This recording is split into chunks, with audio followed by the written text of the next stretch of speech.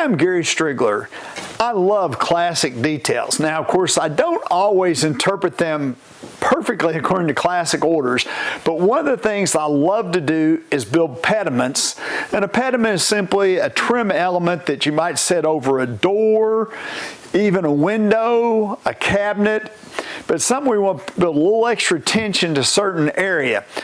Now, there's a standard pediment, and that's really easy to do. I'm not going to share that in this video, but I will someday. But the one that's a little more challenging simply because of the layout is the broken pediment. Now, one of the things I want to encourage you to do is, if you decide to make a broken pediment, make basically a pattern that you can keep in your shop, and then you can use it anytime you get ready to do a pediment. You simply take the pattern out. Now, depending on the size, you may need 2 patterns, but I've got 2 or 3 patterns that I've ran at my shop for years. But what I want to share today is how did I do that layout? So let's take a look at that. So this is an example of a broken pediment, and this is, I think, about 36, maybe 40 inches across. So this could like sit over the top of a door or a cabinet. This is simply a turning that I just bought at one of the big box stores. But at any rate, and you know, if you look at historic homes and stuff, you'll see all different sorts of versions of how people do these broken pediments. So at least it doesn't seem like there are any super hard and fast rules, but what I want to show you is simply a pretty easy, straightforward way to do it, and that all starts with the layout. And for years I would just kind of start trying to lay it out, and I didn't really have any rules, but I finally figured out a way that I could share what looks right to my eye. So this is the basic layout of a pediment, and I'm doing all these on 3/4 inch MDF, which for paint grade works out great. The first thing that I learned with pediments is this angle should be from 3 to 3.5 12 pitch. What that simply means is for every foot that we come over, it comes up 3 inches or 3.5. This is 3. So what I start to do when I lay it out, I find the very center, and then I come. In this instance, I came up 4.5 inches from this edge. I measured over 12 and then came up 7.5 to find this point. I did the same thing over here and drew those 2 lines.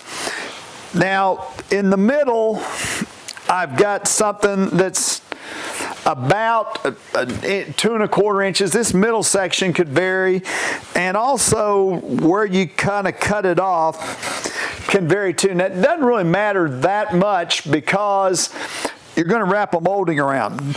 But the key is these 2 radius pieces, and what I learned is I like them to be returning back a little bit. And what we'll actually do is make a cut like this for the molding to come around. Now, having said that, so the 2 key things is, how did I get this radius? For this particular one, I literally used, this is a 4-inch hole saw, and I found the point where it barely kissed this middle. And then what I finally discovered, this is the part that I could struggle to explain, is when it's making contact with the middle, when I pivot it around to where, if you're thinking about the face of the clock, this is somewhere around 2 o'clock. And so that gives me that intersecting point. Once I mark it on one side, then I just try to make sure, you know, I've come over the same amount here, but then I just pivot it up. At that point, what's most important to me is having the same distance from here up as I have from here to make it match. Then I'm ready to make my pattern. Now, I've actually got a pattern that I started, and before I take this away, one of the things I want to share is, you know, I could probably take this pattern once I made it, and I could expand it to probably 4 foot or more, or shrink it down to maybe even 32 inches, 30 inches if I wanted to. One other thing that is important is the molding that I'm going to use here. Generally, this is some sort of a crown mold type molding. On these smaller pediments, though, what I found is so much easier for me is I'll get a molding that has the profile of a crown but is flat on the back, so that when I'm making my cuts, instead of tilting the the molding up like you have to do when you're cutting crown mold, it's basically simply a straight cut. This is a piece of molding that I ran on my Woodmaster, but Windsor One has a couple different options that are really easy to use and give a great look, and I will tell you it's 100% easier to use a molding that you're just cutting and laying flat. This is a regular crown mold, and for the broken pediment, it's not quite as hard. One of the things that is kind of interesting, when you look at the crown mold sitting like that you say, boy, that looks like that's a really difficult, how do you know what that angle is? It's actually just a standard 45. So, when this molding's wrapped around, that's just cutting a standard 45. Now I've added this cap piece. So I kind of wanted to cover that. One other thing that I should have gone ahead and done on my layout, once I've established this point, I just want to lay my piece of molding that I'm going to use on top of it.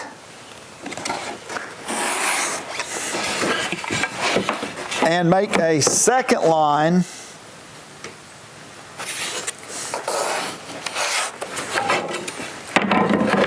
like so. This line is actually where I'm going to cut for the top of the pediment, so that the top of the MDF will be flush with the top of the molding. And this is so much easier to do if you use one of these solid moldings. Again, there's bigger versions of this, but they'll all make your job a whole lot easier. Okay. So I started a pattern here, but this is on a piece of 1/2-inch MDF. And I'd almost encourage you to make a pattern out of 1/2-inch MDF because it's a little bit easier to work with than 3/4.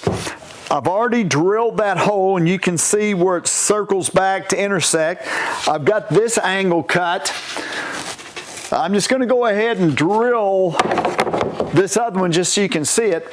But one of the things I would suggest to you, if you think about it, once I've got this one side done, I could easily just cut it off, go to another piece of MDF and use it as a pattern once, flip it over and use it as a pattern on the other side. So I'd have, two completely identical sides. And that's actually what I'd probably recommend doing. But for the purposes of this video, I'm going to go ahead and try and replicate over here what I did over here. And hope it doesn't get too exciting. So the first thing I want to do is I want to clamp this down so it stays in place when I'm drilling. It's a great thing about having a work table that's wood and that we don't really care too much what happens to it. Let's make sure it's...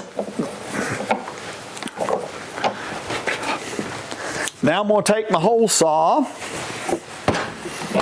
and go ahead and put the arbor in it. And I don't know if you're much of a connoisseur about hole saws, but this type that you can take part way and then lock in place is what you want to be going for. I'm going to take it a little bit further, because what's important is that this long pivot point hits the wood before these teeth do. If the pivot point doesn't hit the wood before the teeth do, it's just going to jump all over the place. And I'm going to put my drill on slow.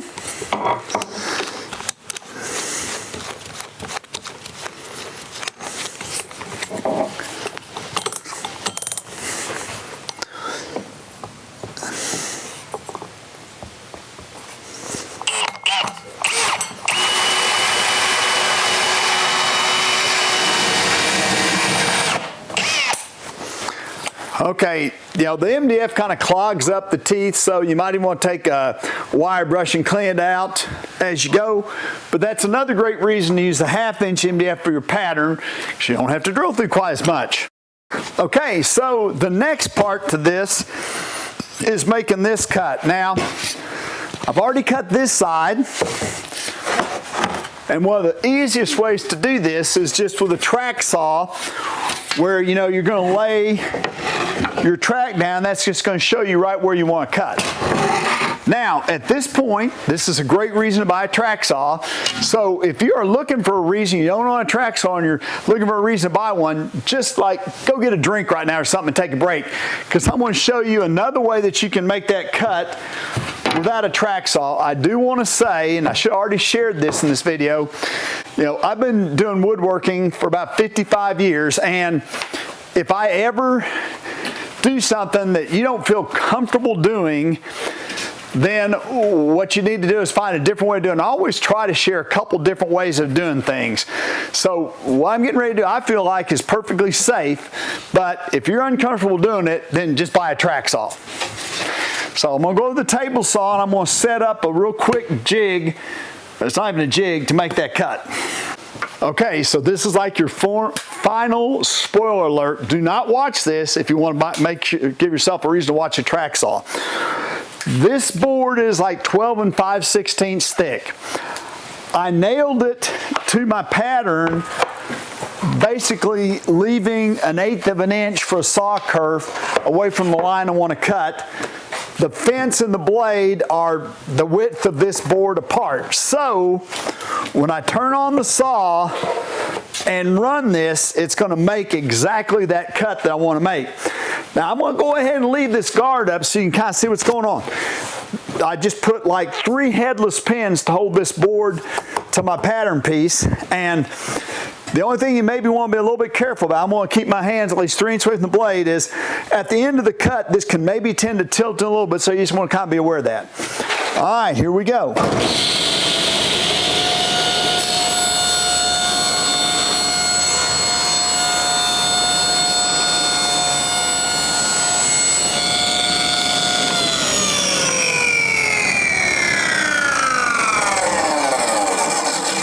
There we are. Now the next thing I need to do is make this cut right here. Now that I've made the angle cut, that's just a 90-degree cut. So I'm going to go with the miter saw and make that cut. One of the things I may need to do, because of the radius of the blade, is it's possible I may have to put a little filler between the top of this and the fence of the miter saw so that I'm not cutting way back into here. But I need to make that cut, and then the only other thing we got to do is I've just got to determine, where up here I want to cut depending on the molding I'm going to use.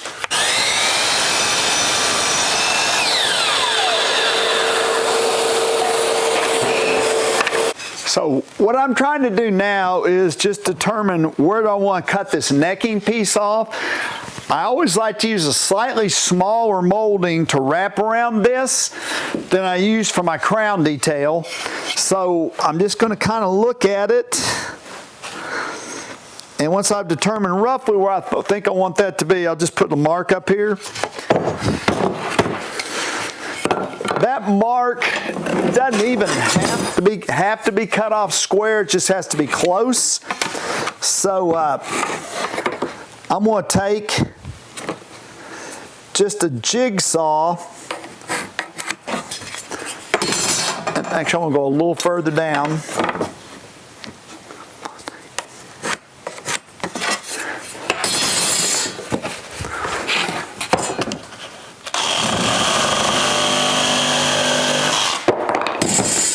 And how good a cut I made there really doesn't matter, because it's going to all be covered up by the molding.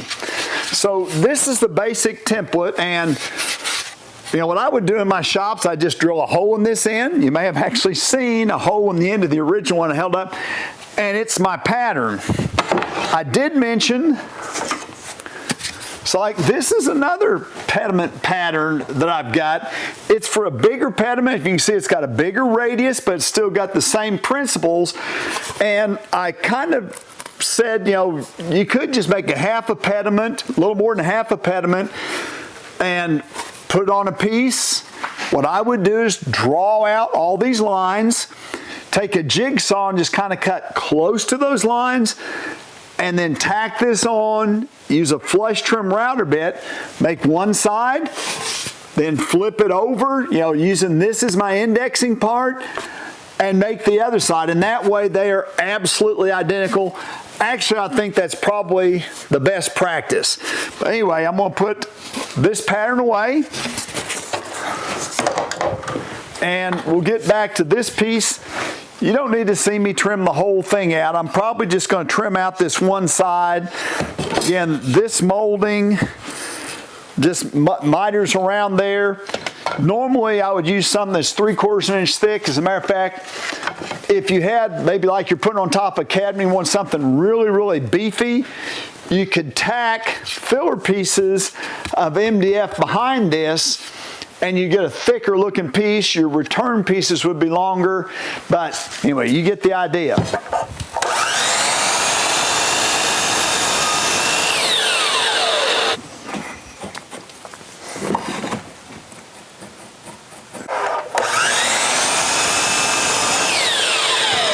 So this is the trim piece that has the two my return pieces tacked on there, and I just make one for each side. I'm going to go ahead and tack this on so you can see it.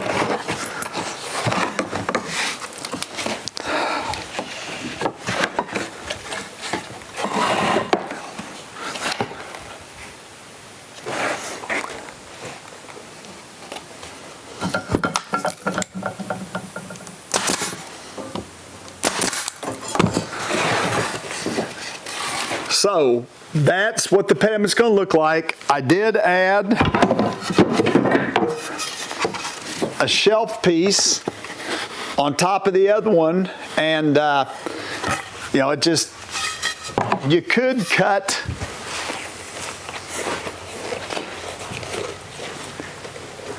you could cut miter returns like that if you want to on there, but you could also just run the router around the end, and that's probably good enough. So just quickly referring back, here's the finished piece.